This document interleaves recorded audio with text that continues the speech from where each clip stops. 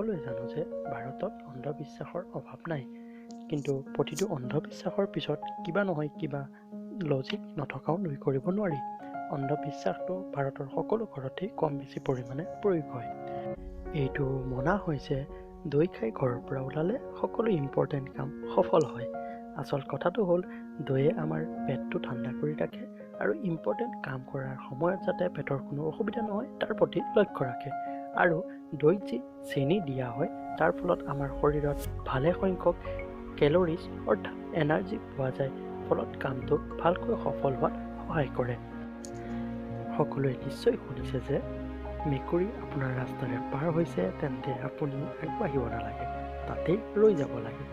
মানুহে ভাবে যে আগবাঢ়ি গ'লে তেওঁলোকৰ কিবা বেয়া হৈ যাব পাৰে। আচ্ছা, ইয়াৰ সঁচা লজিকটোনো কি জানেনে? আচলতে আগৰ দিনত মানুহে যাতায়াতৰ বাবে ঘোঁৰা গাড়ী আৰু গৰু গাড়ী ব্যৱহাৰ কৰিছিল।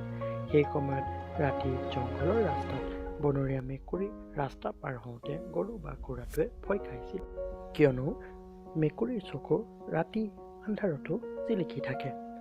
ফলত ঘোঁৰা বা গৰু গাড়ীৰ নিয়ন্ত্ৰণ হেৰাই গৈছিল।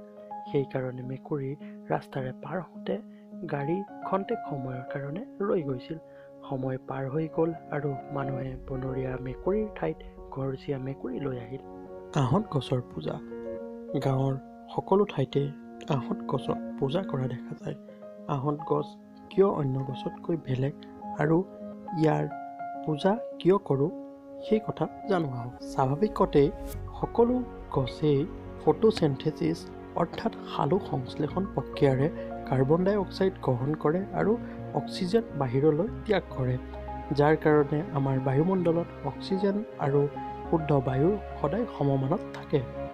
ৰাতিৰ সময়ত সকলো গছে অক্সিজেন লয় আৰু কাৰ্বন ডাই অক্সাইড এৰি দিয়ে, কিন্তু আহঁত গছে ৰাতিৰ সময়ত এক বিশেষ সালোক সংশ্লেষণ প্ৰক্ৰিয়া অৱলম্বন কৰে, যাক ক্ৰচুলেশ্যন এচিড মেটাবলিজিম বুলি কোৱা হয়, যাৰ জৰিয়তে ই ৰাতিও অক্সিজেন ত্যাগ কৰিব পাৰে।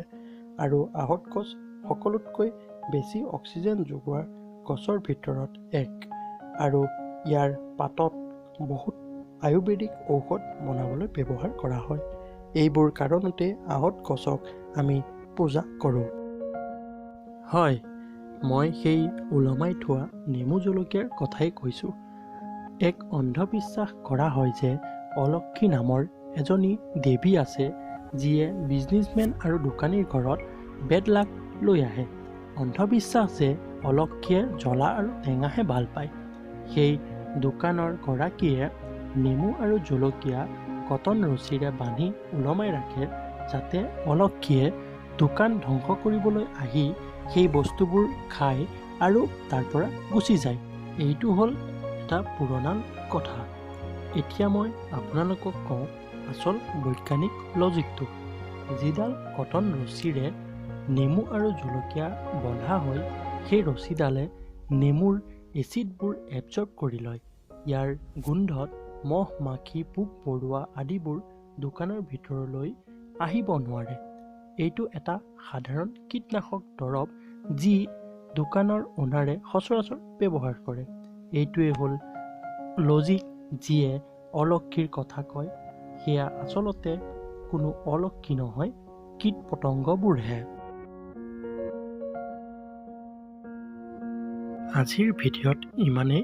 ধন্যবাদ।